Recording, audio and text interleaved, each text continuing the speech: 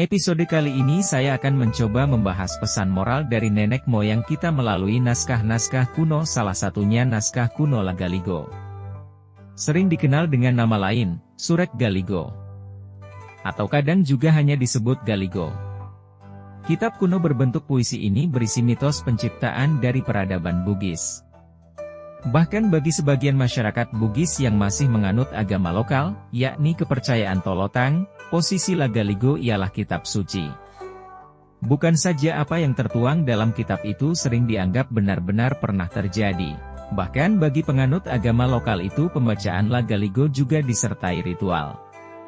Sebelum dibaca harus ada persembahan, sesaji, dupa, pemotongan ayam, atau kambing. Laiknya kitab suci bagi para pemeluk agama secara tradisional, mereka pun yakin membaca fragmen kisah-kisah Lagaligo ialah sinonim berdoa. Konon, fungsinya secara magis bisa menjadi obat, beragam penyakit, menjadi tolak bala, dan lainnya.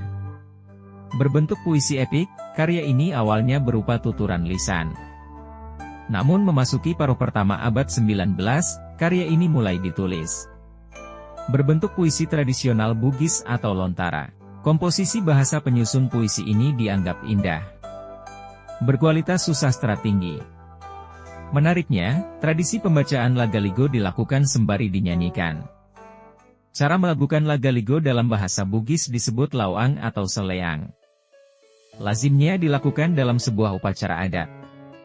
Jadi, sebenarnya bicara Lagaligo, selain mewariskan tradisi tulisan juga tradisi lisan. Sayangnya, sejalan pudarnya pengetahuan lokal perihal teks-teks kuno Bugis dan juga rendahnya tingkat penguasaan masyarakat atas bahasa kuno dan aksara lontara, maka kini jadi ancaman tersendiri bagi upaya pewarisan Hasanah Lagaligo. Aksara lontara Bugis atau sering disebut dengan istilah lokal, Ukik Sulapak Epak, huruf segi 4, konon ialah turunan dari aksara Pallawa. Tokoh utama Lagaligo ialah Saweri Gading, cucu Batara Guru. Cerita dimulai dari dunia yang kosong dan turunnya Batara Guru ke bumi.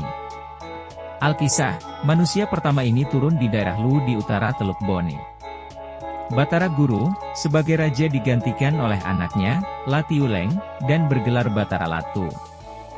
Latiuleng atau Batara Latu, punya anak kembar, yakni Saweri Gading dan Witendria Beng.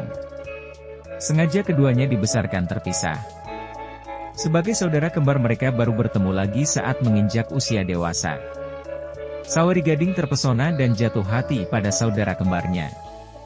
Saweri Gading pun berniat menikahi Witendria Beng, rahasia keluarga yang selama ini disimpan pun dibeberkan. Diceritakanlah kepada Saweri Gading, Witendria Beng sejatinya ialah saudara kembarnya. Sementara itu, kawin saudara-saudara diakini bakal mendatangkan bencana. Mengikuti pola tabu incest yang nisbi universal, cinta Saweri Gading jelas bertempuk sebelah tangan.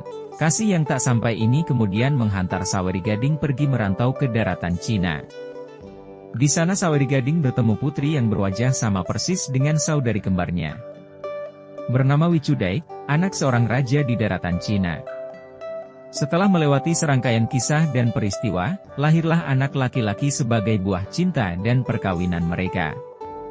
Anak laki-laki inilah kemudian diberi nama Lagaligo. Sekembalinya Saweri Gading dan Wicudai ke Luuk, kerajaannya yang terdahulu, kapal yang dinahkodainya karam. Mereka berdua lantas menjadi penguasa dunia bawah. Sedangkan saudari kembarnya si Witendria Beng naik ke alam dewa atau dunia atas. Tak berselang lama setelah itu, semua manusia pertama itu dipanggil kembali pulang ke alam dewata. Meninggalkan Lagaligo dan saudara lainnya di dunia tengah, dan menjadi penguasa Luuk. Demikian nukilan kisah dari naskah kuno Lagaligo yang menarik untuk kita ambil sebagai pesan moral dari nenek moyang kita, jayalah Indonesiaku.